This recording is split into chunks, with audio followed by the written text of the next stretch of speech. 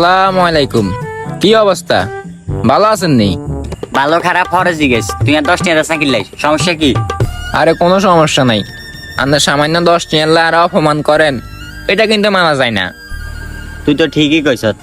আচ্ছা থাক, তোর যেদিন মনে করব সেদিন তুই টিয়া দিস। उठाइए ना उठाइए ना उठाइए ना उठाइए ना उठाइए ना